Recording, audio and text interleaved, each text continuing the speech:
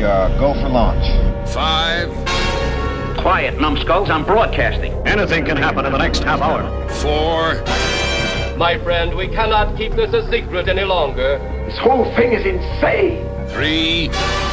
Quiet, please. I am analyzing. Where's the kaboom? 2. There was supposed to be an earth-shattering kaboom. 1.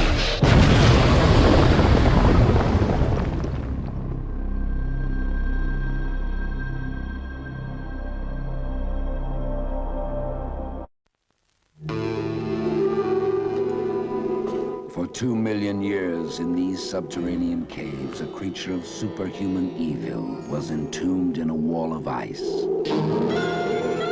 waiting to be free, waiting to live again.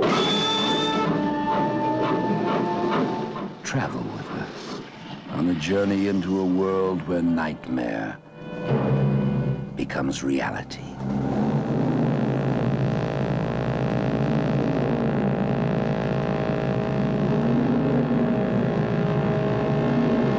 Are you telling me that an ape that lived 2 million years ago got onto that crate, killed the baggage man and put him in there?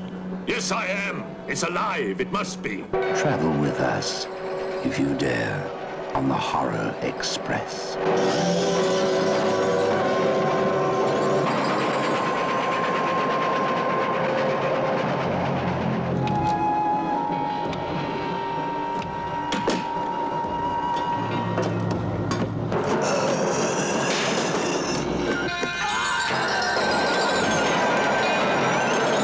We'll search the train and find it, whatever it is, and destroy it. But if it's alive... I want this kept quiet. I don't want to panic the passengers.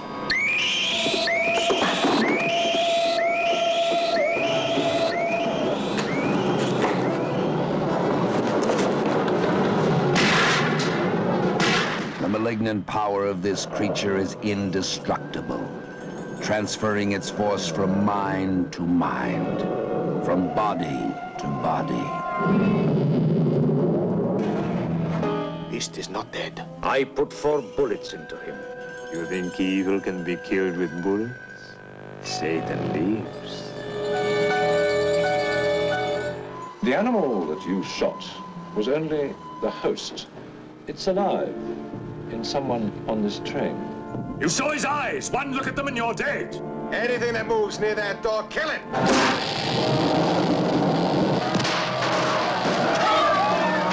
Run. Run for your life.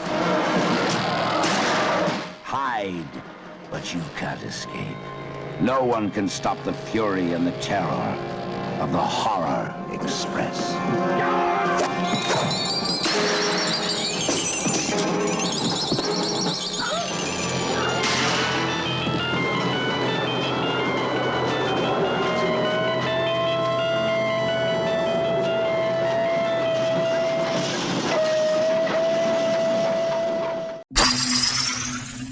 Greetings, my fellow galactic travelers, and welcome back to Planet 8. This is your mission commander Larry speaking to you from our hidden base. Chief Engineer Bob is here by my side as always in the command center, and circling Planet 8 in our orbital spy satellite is Reconnaissance Officer Karen. And on this episode of Planet 8, we're taking a deep dive into the classic, or is it, film Horror Express, one of my personal favorites. I'm so glad we're covering this film finally. Straight away, we're going to kick it up to the satellite. Karen, take it away. Thanks, Larry. Well, it's been a pretty cold winter for most folks. Indeed. So this movie seemed appropriate as it takes place on the Trans-Siberian Express. This movie really exudes cold throughout the entire film. So we thought it would be a good pick for a film to take a look at. And it's also a film that maybe a lot of people haven't heard about. A lot of times people have heard about it and they think it's a Hammer movie, and it's not a Hammer movie, although you would be excused in thinking it's a Hammer film because it features Christopher Lee and Peter Cushing. That's probably one of my favorite things about it is that they are both together and they're actually on the same side in this film. They're not, opponents like they were in so many of the Dracula films. So that's a lot of fun watching them banter with each other. And this is actually a Spanish/British production that came out in 1972. Most of the film takes place on a train. For those of you who haven't seen it, the Trans-Siberian Express. It's set in 1906.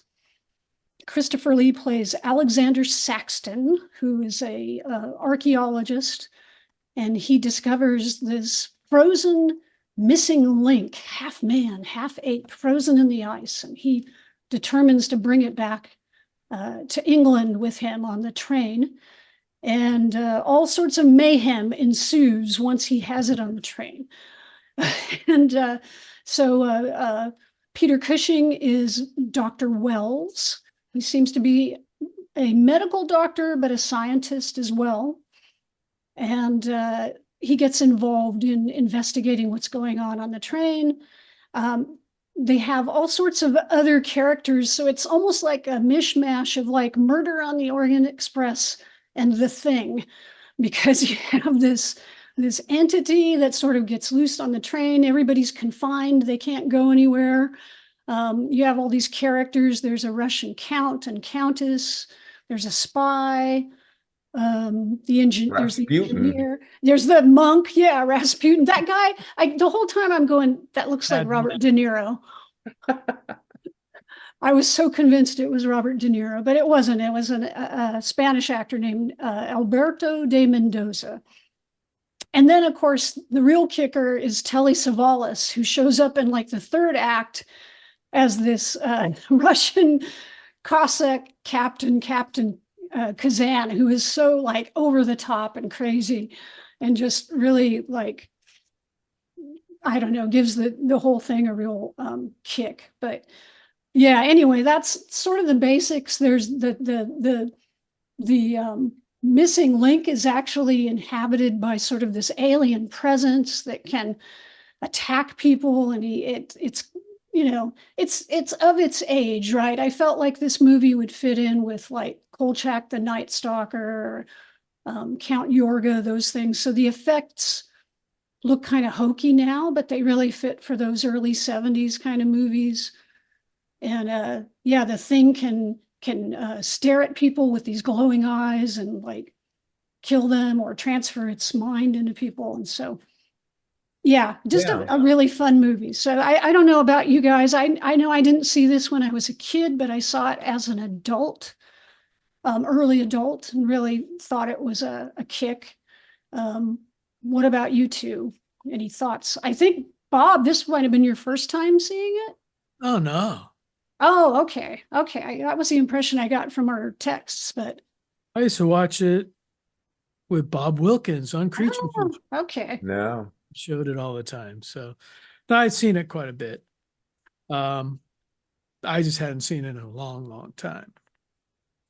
But no, I enjoyed it. Telly Savalas definitely had the coolest outfit on the train. And I thought Peter Cushing had like the best line in the whole thing. What was that? And that was when he and Christopher Lee are kind of just starting to team up, and they're in that one room and they're talking. And the inspector, who at the time was possessed by this alien, whatever you want to call it. And he's like, oh, it's good to see you two teaming up, blah, blah, blah. Although, what if one of you were the monster? And Peter Cushing's like, monster? We're British. Yeah. These can't be monsters. We're I British. wonder if that was ad-libbed or if they wrote it in there, because at this point in their career, they had done however many Frankenstein, Dracula, movies together, and there was a genuine affinity between those two. In fact, I was reading Peter Cushing's wife had recently passed away, and he was kind of of the mind, well, let me just work. Let me just do job after job after job and not deal with the feeling of loss. And then he gets this gig and he's kind of like, oh, I miss her so much. I don't know if I can do this. And if it was Christopher Lee, there's different stories, accounts of how he talked him into it, but it was just like they had a conversation and said, okay, I'll pick you up at 7 and we'll drive to set. And the movie was made. Yeah, I mean, the one I read was saying that Christopher Lee basically reminded him of all the films they had done together and how much they enjoyed their time together and on the sets and things, and basically talked him into doing the film. Right. But when you see his performance, I was going to you say, wouldn't know that, behind the scenes, he was depressed and, he had lost his wife and all that. Because he gives a great performance and, seems almost jovial through parts of it. Right. He's sort of the comic foil, it seemed like, to Christopher Lee. He's a little sarcastic and flippant and everything. right. Well, Christopher Lee's the serious, driven scientist type. Right. And it's a testament to their, real actors, and actors actor. And I always mention, these movies back this period in time, there were not great special effects. And this is one of those movies. Although the eyes, I would love to know the secret, those red eyes, how they worked that out. But it was the acting, some of the act. The white obviously is contact lenses, and I think well, but I think it's like, I don't think they light up. I think they were reflective. That's what I was thinking. They would have had to shine a black light or a flashlight or something, because the technology at the time, even if you put a battery in there, I mean, the lens would have been huge. I was thinking they would burn the actor's face, but maybe it was not even, maybe it was a mask, maybe like it was a dummy or something, and it wasn't actually their. No, I read that it was actual contact lenses, but they didn't specify how they got them to glow red. I thought the contact lenses was just for the white, though. I thought the red was, like Bob said, some kind of effect, whether it was a reflector or a light or something. I read it was a lens as well, but just different color. But because in the movie, even it's like they have to turn out the lights. They don't show up, they don't glow unless it's dark. So that might have had something to do with however they pulled it off. Yeah. I know with the white lenses, the director, there was an interview and he says, basically the actors were blind. Yeah. So they would have to act out the scene to make sure they didn't hit any furniture, and then they'd film it. And, if they hit furniture, then okay, cut, and they'd have to do it over again. But those are like the lenses in Star Trek with Gary Mitchell, right? I mean, it must have just been painful. Well, yeah. Back in the day, they didn't have those nice, comfortable lenses we have now. And probably glass. Yeah. And some of those lenses were big, like they would cover basically your whole eye. So yeah. But really uncomfortable. I grew up watching this with Bob Wilkins as well. And the music, the whistling is really cool. It just adds to this. I like this film a lot. I think it's a cult classic. I had the DVD from it was a prize that I won at Thrillville with Will and Monica back in the day. He showed the movie and gave the disc away as a prize. Anyway, I found the Blu-ray and I was talking to Karen. She had a copy from one company. I got a copy from Arrow. Yeah, mine was basically the same. I think they just redid the same version, because mine was from Severn, from I think like 2011, 2010, something like that. And all the features that was on mine, I think, were also on the Arrow version that you had. So I think it was kind of it didn't the miss much. same version, yeah. But it was, it's nice filler if you're able to get the Blu-ray. If all you have is the DVD, I showed Karen, the DVD just had a fold-out cover with someone writing, their thoughts and interviews that they had. Well, a couple of paragraphs. Mr. Physical Media, I didn't have it, so I had to end up renting it from Amazon online. But Mr. Physical Media rented? Who are you and what have you done with Bob? I found it online, but I couldn't get it in time for this, so I had to go with the streaming. But I'll say the Blu-ray looks beautiful. It's absolutely gorgeous. I may still pick up the Blu-ray. Super sharp. The one thing that's interesting though is all of the credits are in Spanish. Yeah. Okay. So, it's that Spanish version. I thought it was interesting to find out that when they filmed it, they didn't record the sound. Everything was dubbed afterwards. So a lot of work for the Foley people, I guess, and all the other effects people, ADR and everything. I thought it was interesting that Olive Gregg did the voices for both the leading actresses. I didn't notice that. I mean, I'm sure she changed her voice a little bit for one versus the other, but yeah, it was.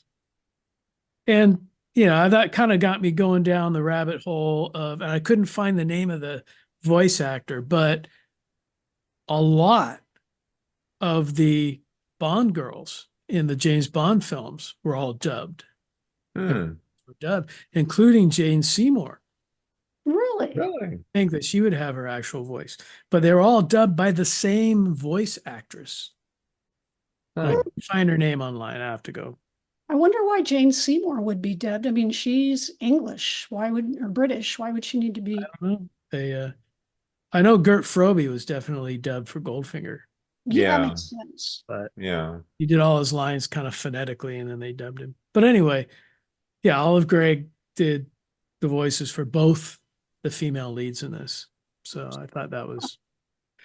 It almost made me want to go back and watch it again just so I could listen to the two voices and see how different they were.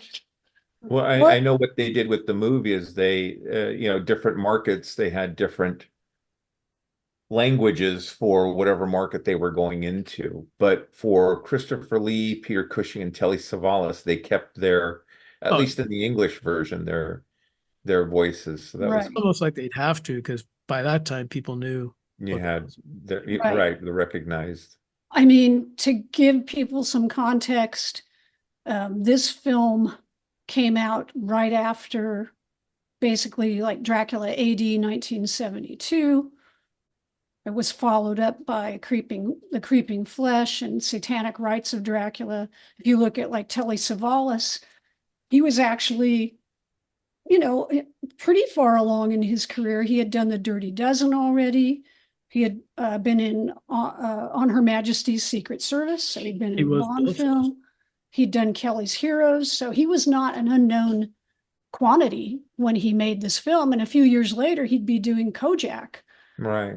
So, all three of these are established figures in this film. So they're obviously the selling point for the movie. And Absolutely.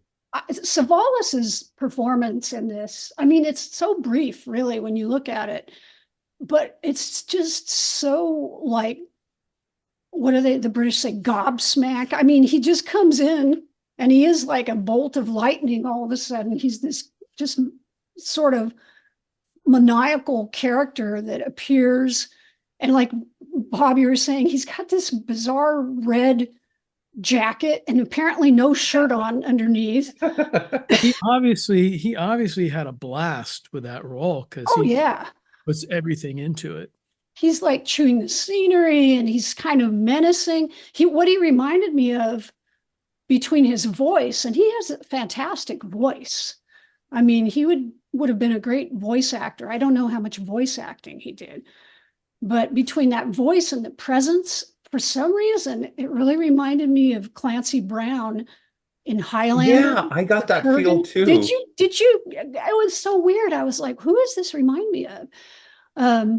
Because the voice and everything was the biggest thing, but just also that weird presence, I couldn't help but wish that Telly Savalas could have done an audition for Mr. Krabs.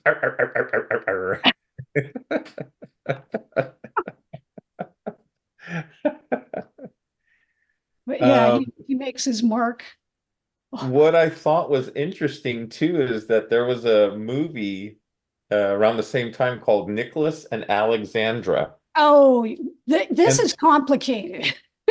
well, that's where the train came from, right? The model train. Maybe because Well, the producer says one like thing. Dr. Chicago or something. Well, that's the thing. The producer, Bernard Gordon, said, no, it was from the Pancho Villa movie we made right before with Telly Savalas. But then the director, Eugenio Martin, said, no, it came from Nicholas and Alexandria, or Alexandra, or maybe it was Dr. Zhivago.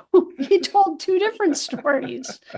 But yeah, that they had this bigature, basically. It wasn't a miniature, it was a bigature of the train.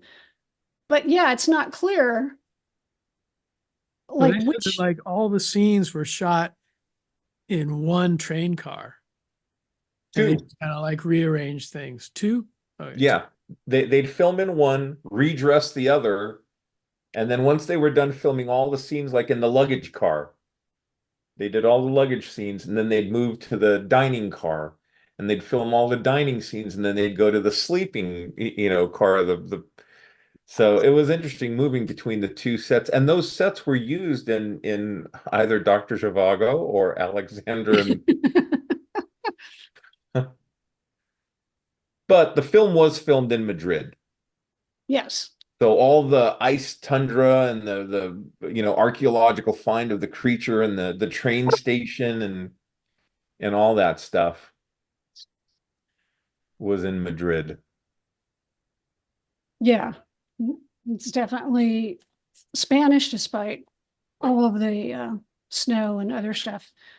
And I think they were supposed to be leaving Beijing, right? They were right in a Beijing train station, but yeah, it's all Spain. And I think also another thing that really struck me was how much of this was Shanghai to Moscow. Oh, was it? Okay.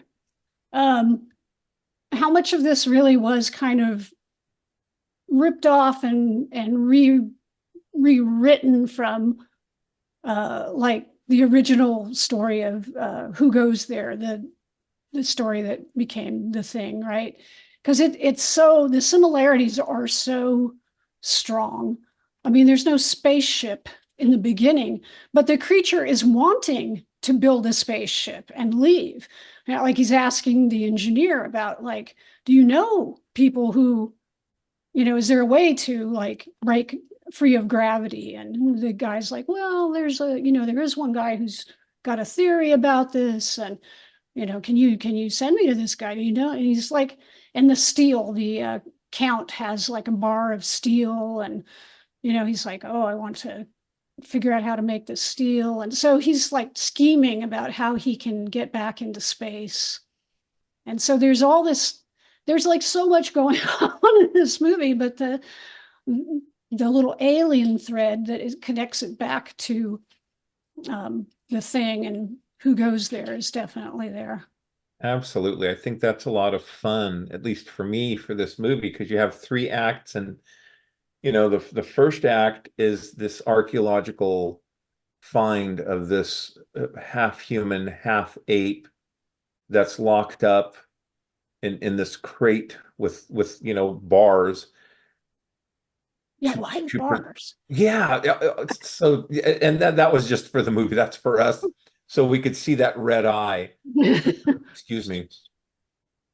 And so it's like, is it some kind of a demonic, prehistoric, and you have Christopher Lee and Peter Cushing, so right away you're thinking some kind of monster, some kind of crap like that's going on.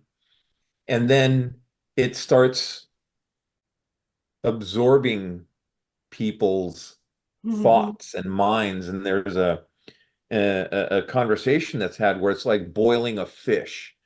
Their minds are being like robbed or boiled of all their, and so their eyes turn white. And I was like, oh wow, that's pretty interesting.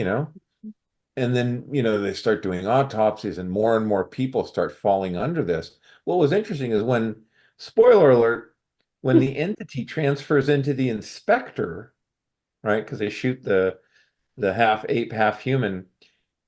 He has the creature's furry claw Yeah. hand. Yeah, that I didn't quite understand that. Because yeah, Like, that's kind of the weird thing because they because first it's like it's this monster that absorbs your thoughts. And then it's like, no, now he can transfer into a body. Right. mhm. And that was then like, it's like, okay, he's an extraterrestrial being, and then it goes all off into the sci-fi slant. And that all his memories are in his eye and not in his brain. So they can put a drop on the microscope from the eye and take a look and see images and things that the creature had seen or the alien had seen, even going back to like dinosaurs, right. Mhm. seeing like a Tyrannosaurus and a pterodactyl and or And the brontosaurus. planet Earth. Don't forget they saw the plant from space. Yeah, because they saw as he was approaching Earth originally. So yeah, he was kind of here since day one. So it doesn't make a lot of sense, but it was exciting because now you're like, oh my God, the inspector's the creature, and he's having a conversation with Christopher Lee to the effect where Christopher Lee's like, well, this creature can actually jump into other bodies, and you alluded to that line between Cushing and Lee. Bob was like, oh, we're British, we can't be like this. Monsters are British. And then, I got to give it to the actor, even though he was dubbed. Rasputin was just disturbing. Wasn't that bizarre how he just flipped and he's like, oh, now I'm going to worship this guy. This is like, oh, Satan, you're so powerful. And he was like, he was also the only one in the movie that was like, come into me, take me. yeah. And the inspector at first is like annoyed with him, like, but then he serves a purpose. He did something that helped the entity. Yeah, I just really, really like the acting in this film. I like the effects, even though they're kind of, dated. It still gave me that like weird, some of the 70s movies just hit you and make you feel like not completely frightened, but just kind of like uncomfortable, in a horror way. Well, see, this thing goes from monster movie to science fiction, right, and to horror because at one point, spoiler alert, yep, he brings all his victims back to life as these like zombies. Yes. Then it's like, and it's great. Christopher Lee's fighting him. It's like Dracula versus the zombies. But yeah, it was just. It took so many twists and turns, not only in plot but in genre and all that. It was how fortunate were we that the lights went off in that car when the zombies came alive and their red eyes were, And I'll tell you, of all the people that got transferred or had their minds wiped by the entity, Telly Savalas is like, yeah, acting was like spot on for me. He was fighting. Oh yeah. But then again, too, when he's trying to figure out, like exactly, he's asking the inspector, who exactly are who are you? Mm-hmm. Exactly are you? And then Christopher Lee just kind of reaches behind him and flicks off the light. Mm-hmm. You see his eyes glowing. It's like, oh, that's who you are. Yeah, that was cool. That was a very, very cool scene. And yeah, those zombies, they were all blind too. They I know, and they're like swinging their swords around and everything. It was kind of the extra level of creepiness. Absolutely. Yeah, it's got a little bit of everything. It's and then you've got the big train crash at the end too. So it's like, oh, the train's going. Are they going to get? They have to separate the car. Will they separate it in time? Get back! Get back! And of course, the car they're in goes right up to the edge. I know. So yeah, very. I don't want to say hodgepodge because that has like a negative connotation, but more like a smorgasbord. Let's say that. It's got just about everything you could want in a early 70s horror slash sci-fi. And yeah, it's really true. Like Larry, you were saying it for a while there, you just think, oh, it's probably a demon or something. Because, you know, you've got Christopher Lee and Peter Cushing, Right. you're expecting something that's more occult. And then it turns out to be an alien. With zombie controlling abilities. That's like a +1. Plus Right. one alien. I didn't get to read too much on the Post stuff, but did it get a theatrical release here or limited? It was very limited distribution, and you know, there's no rhyme or reason why. That's just how it was. Critically, you know, it did okay. It wasn't like, oh wow, you know. The selling point was the 3 stars. And as a matter of fact, in one of the documentaries, when the poster was released to promote the film, the 3 stars were not on the poster. It was the monster with the red eye, and one of the women, it was a still taken from the film of the woman just kind of, ah! So no one knew, you know, Christopher Lee, Telly Savalas, Peter Cushing, and it That was just, a mistake. yeah, it did very well in Spain. And it did okay, like in England and the United States, but it was as it came out after first run, hitting, you know, Creature Features and Elvira, and that's when it started gaining its cult status.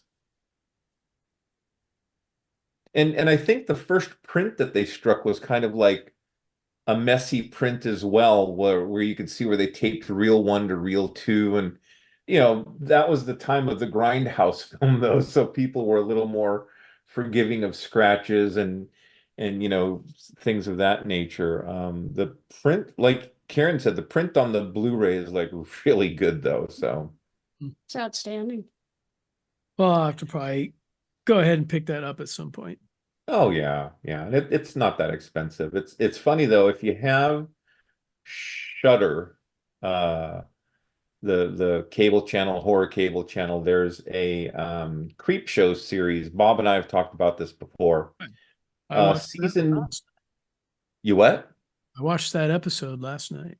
Oh, good. I ran out of time. I didn't get to watch it, but yeah, season 2, episode 5, Night of the Living Late Show. And in that episode, the film is a favorite of inventor Simon Sherman. Justin Long plays the lead in this episode of Creep Show. And he had it placed as one of the interactive features in his virtual reality invention. And they take pieces of the footage and kind of put him in this like virtual reality. Well, he has it's almost like a virtual reality tank or bed. Yeah, yeah. And you can select what movie you want to be a part of. And he selects Horror Express. That's like his absolute favorite movie. Right. Oh, wow. In fact, he has a huge crush on the Countess. Huh. So when he's in there, he basically starts an affair with the Countess. And so you'll see he'll be like in bed with his wife. She'll fall asleep and he'll get up and sneak into the other room and jump into the tank and have. But the thing with the tank, though, and he unwittingly shows his wife that the control is just this joystick with a thumb button. And so she figures out what's going on. She gets in there and she gets in and she confronts the Countess. So it's not like you're just interacting with established scenes from a movie. You're actually interacting with the characters. So she basically argues with the Countess, and the Countess is like, no, he's mine. He'll never be yours. And get an argument and all this. So she comes out and she waits for him to get into the device. And when he's laying in there, there's like a little space that's open where you can kind of see him in there. So she goes up with some garden shears and snips off his thumb. Spoiler alert. So he cannot press the button to start. Well, it's already started. He can't press the button to stop it. So he can't get out of that scene. And so what does she do? She changes the movie on him. So suddenly he's not in Horror Express. Now he's in Night of the Living Dead. Oh, God. And all the ghouls are coming at him. And basically he gets supposedly killed in the film. So that's where she exacts her revenge. But the interesting thing was this episode was directed by The Walking Dead's Greg Nicotero, who's also like the big executive producer. Creepshow is like his baby. And it was written by Dana Gould. Now, Dana Gould wrote for The Simpsons for years. He's written for Saturday Night Live. He was on Westworld on HBO.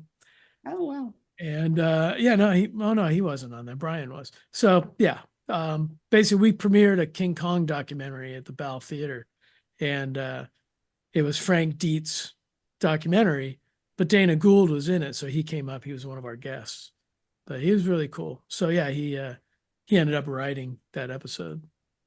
Oh wow. It's a fun homage. It reminded me of, for those of you that are Red Dwarf fans, Better Than Life. Oh geez. Yeah, and they're supposed to be like the best thing ever, but doesn't always work out that way. Mm-hmm. Yeah. But yeah, that was, it's kind of cool to see that as recently as 2021, there's still interest in Horror Express within the genre. That they dedicated an entire that had to be episode. Nicotero, I would think. Oh yeah. Such a horror nerd that, yeah, I'm sure he and Dana Gould maybe as well. I don't know, but So if you don't subscribe to Shudder, subscribe and watch that episode. Actually, Creepshow is a great series. Not all the episodes are as solid as others, but it's a fun 2 seasons to watch. well, in fact, we had pause. We had Frank Dietz on an episode of Planet 8, and he wrote an episode of Creepshow called Pesticide. Yeah, the pesticide one with what's his face from Walking Eugene Dead. Walking Dead is the star. Eugene. But yeah, no, it was the whole series is really fun. But I don't know if there's going to be a 3rd season or not. But After the strike and all that, we'll see what happens. But like I said, it was kind of cool to see definitely got revived and mixed up with Night of the Living Dead and everything else. So it was like a cool mishmash. It was really enjoyable. But watch Horror Express as well. It's out there. You can find, I'm sure there's a bin with a DVD of it in your local, for those of you that still have movie rental establishments. We drove through Piedmont the other day, and Video Maniacs was the name of it, and they're finally going out of business. They've relocated 2 or 3 times, and it's very, very sad to see that happen. There was a shop in Alameda, and they really cut down on their rentals and sales, and there's 2 portions. One sells DVDs and the other sells wigs. So what happened there? I don't know. It's a horror story in and of itself. Well, there's a store in San Mateo, California, Captain Video, and that's been around since the 80s. Mm-hmm. As far as I know, it's still going strong. It's still there anyway. So go out there and support those bookstores, video stores, record stores, comic stores, physical media. Never die. Yeah. Any last thoughts on Horror Express, my friends? Just a great little movie. 70s rule. Oh yeah, absolutely. And the theme, at least it was on Apple Music, is out there with the whistling and everything. So, and some of those sound effects were so used in so many movies of that time. The little yeah, absolutely. It's just like, oh my God, I've heard that so many times. Jasmine's best girlfriend, May, her husband, John, is a musician. He loves guitar and Metallica. Yeah. But he has one of those instruments that's a water, I can't think what it's called. And he brought it out, put water in it, his great grandfather, and you just kind of go, makes that like, stop. But yeah, a lot of great acting, music, sound effects, eerie red eyes, monster hand. Have fun with it and enjoy. And hey, drop us a line. Let us know if you liked it or not, or how you rate this movie with others. We'd love to hear from you guys on all our social media pages, be it Twitter, Facebook, YouTube, you name it, we're out there. Except on Threads. We're not on Threads. And what's that other one? Walker? Blue Sky? Blue Sky, yeah. Yeah. I'm not going to bother with Blue Sky when I can only get like one like for something. And we're not over there like dancing around on TikTok either. No. No, we're not. That's right. We're not dancing around on TikTok either. Yeah. I'm not letting China get my info, so. You never know. Well, my friends, I am going to start off, if you don't mind, with our censor sweep. Yes, yes. There have been many occasions where we talked about Star Trek, be it the original series. No. What, Star Trek? What's that?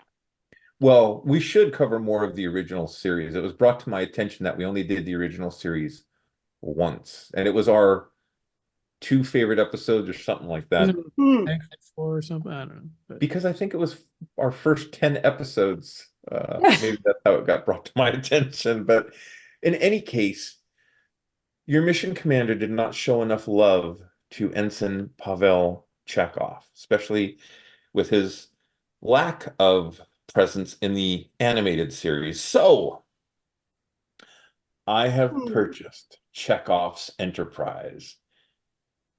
The actor's personal journey, Mr. Walter Koenig. This is for you, Walter. I have not started. Yeah, I did too, and I'm just like found it. Yeah, for an interview once. I don't know, Bob. I don't think so. A personal shout out to Jenny Martin for giving me Creatures. Ah, that looks cool. This is a cool, for those of you on YouTube, I'm sharing the heck out of this magazine with pictures, and there's all these nice articles in here. So this is very cool. Is it a monthly magazine or what is it? It's a monthly mag, limited edition 50th anniversary special number 4. June, so I guess this is June of last year, and the price is 25,000 cents. So 2,500. 2,500, sorry, 2,500. Magazines are expensive. That's $25 for a magazine? No kidding. Well, it's more of a design. Pages or something. That's why I don't buy magazines. I guess it's a reprint because it says 1939 in here, but in any case, Creatures. Thank you, Jenny. And then the pièce de résistance. I need 2 hands to share this one. And if you're listening to this, switch over to YouTube because you're going to want to see this bad mammer jammer coming into frame from the folks at Mondo. Mothra with her A. Wow, that's a pretty big piece there. I gotta tell you, this is a big piece. It's a beautiful piece. I didn't know you loved Mothra that much. It's one of those kaiju, Mothra, Ghidra, and Godzilla, I would say are my top 3. What about the smog monster? I like the movie, but Hedorah's very limited, and he throws out some slime, and all this time I thought he was like next to Godzilla, your favorite. He was my favorite. I thought so. Geigen. Wow, I'm shocked. I'm so sorry. Every once in a while, it's nice after decades of friendship, I can still surprise Walker. What the? I like the smog monster. I don't want to let you down. I don't have a horse in this race. I'm just surprised that I misunderstood you. Smog. I like the movie and I like the theme song, but as far as like kick-ass kaiju, he doesn't do it for me. Next thing you'll be telling me is, I don't know, the Flash is your favorite superhero or something. I'll just be like, I won't be telling you Mission Impossible 5 is my favorite movie. There we go. See that. So My whole world will crumble. hey, the time you told me that you're not interested in aliens anymore, and I was just like, you're the reason why I subscribed to 40 Times. I think I just said that I don't really think that UFOs are aliens from outer space. That's all. I didn't say I don't think there's something going on.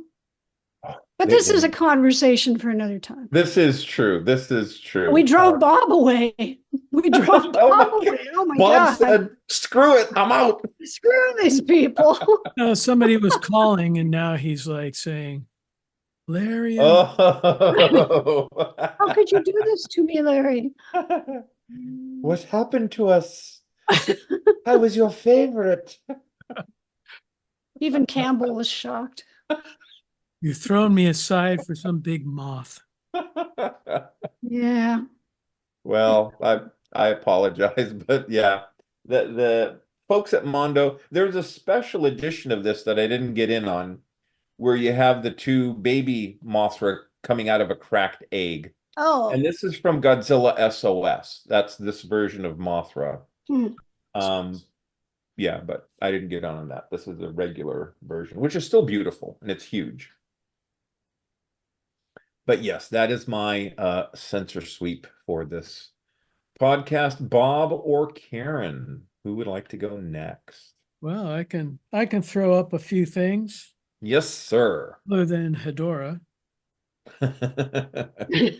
and what version? Where is that Hedora from? You know, this I have to see. I think it's I want to see either Marmot or M1, but let me see. Looks like Marmot. Shiny. Yeah. Anyway, this was custom painted by James Osborne from Vinyl Kaiju Legion. Oh. And he does a lot of really nice work, custom work. So kind of like at the Godzilla Fest, I'll usually buy something custom that he's done. This one actually Debbie bought me for a birthday present. Oh, nice. So and he has since did a blue one, which is really cool. Ooh. But that wasn't my censor sweep, though. It doesn't count against the total. No. So we talked a little bit last time about David J. Scull and the fact that he had passed away on New Year's. Yes. So I started looking through Amazon and found Halloween, the History of America's Darkest Holiday by David J. Scull. Oh, nice. And this is like, it's not a big tome. It's a paperback. It's probably a couple hundred pages long. But it goes from the very beginnings of the Druid Halloween season and goes all the way up through the commercial holiday we have today. That is cool. So I picked that up.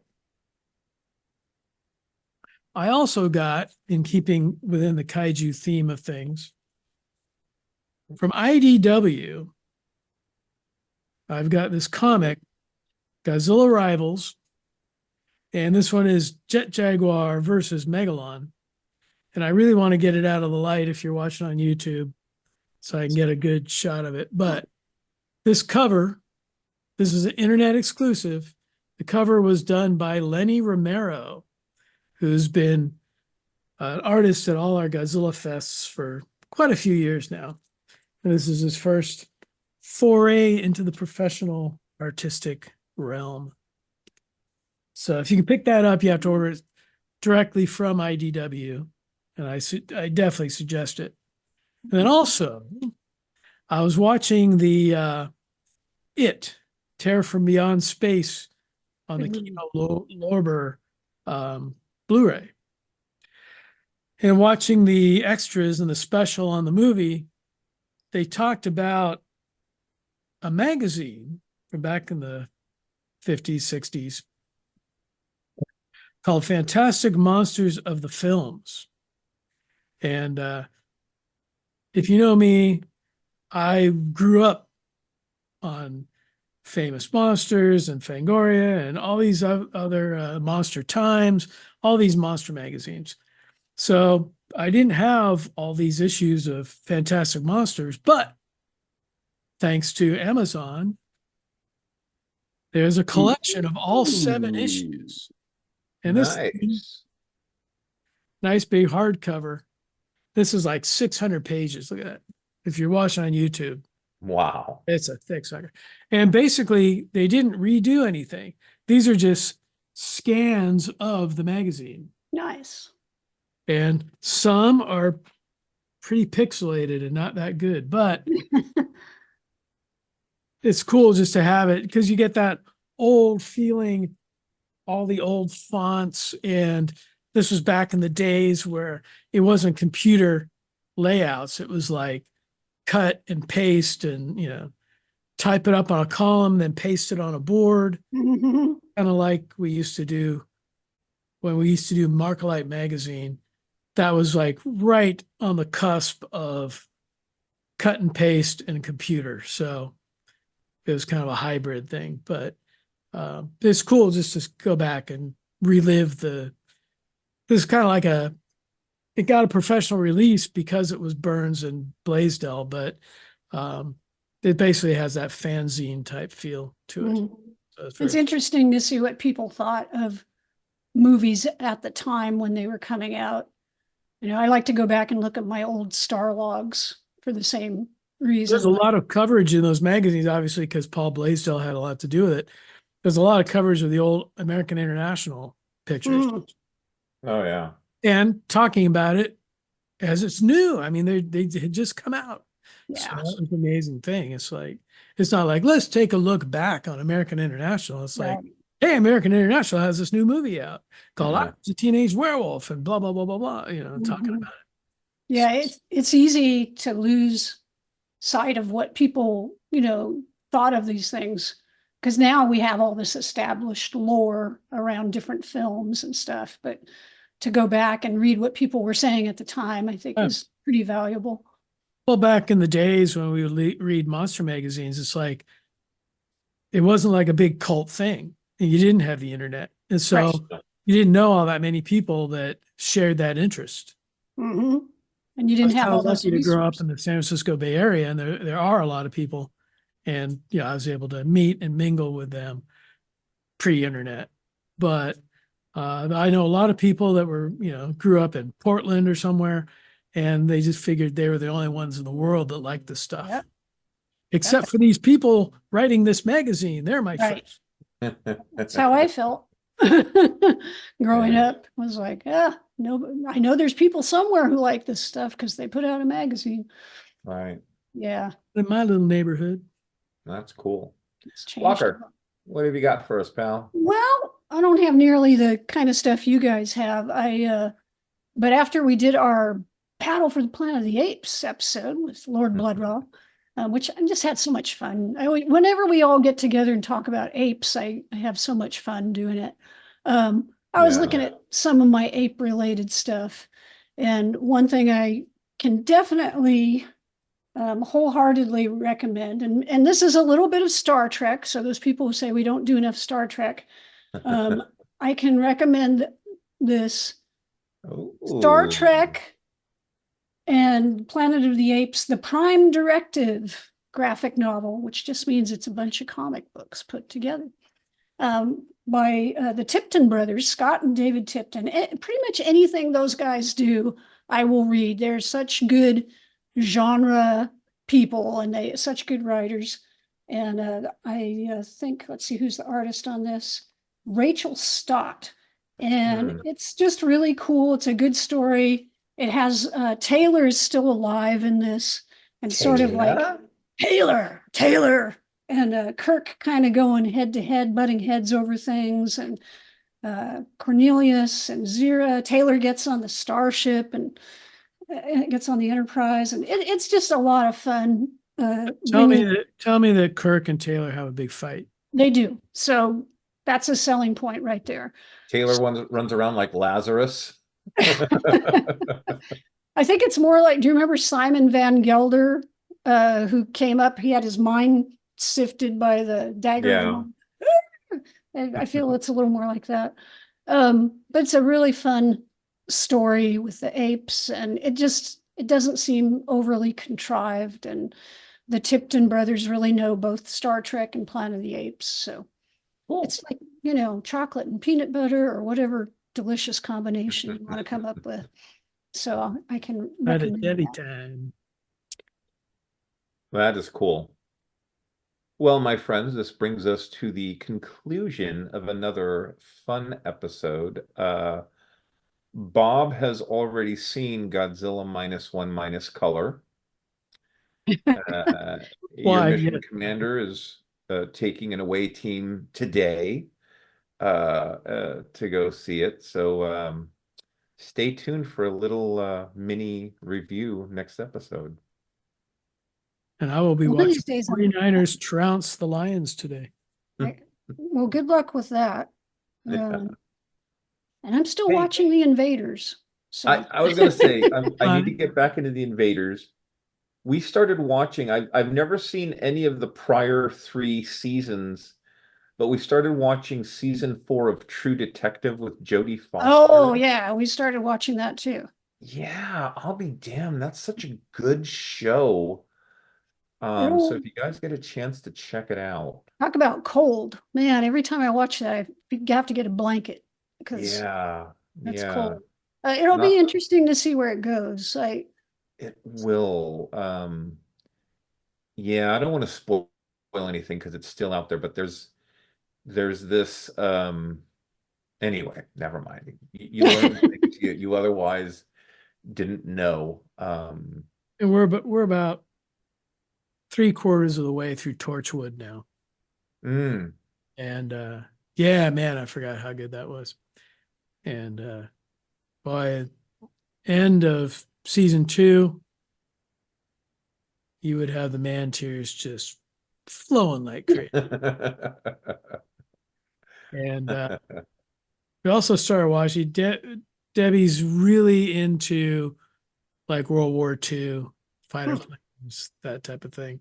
Interesting. There's a Apple TV Plus series on now called Masters of the Air, and they just released the first 2 episodes this last week. And yeah, not really my cup of tea, but it was good. It was interesting. We'll be watching that. I guess it's going to come out every Friday.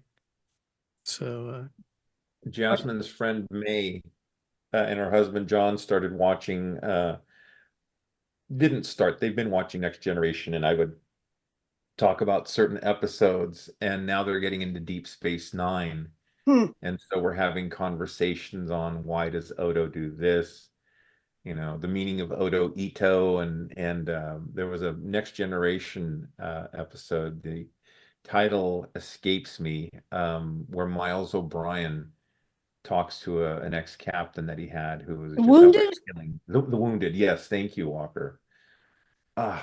It's such good episodes and great acting. Colomini is just chef's kiss. They didn't give him enough to do, but they did in Deep Space Nine, so it kind of works out. But anyway, we're having fun with that. Yeah.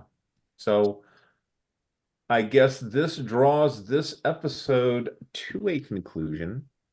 We want to thank you all for tuning in, keeping up with us, commenting and liking our posts on Facebook. Slowly but surely, we are gaining momentum there. So keep sharing the good word of Planet 8.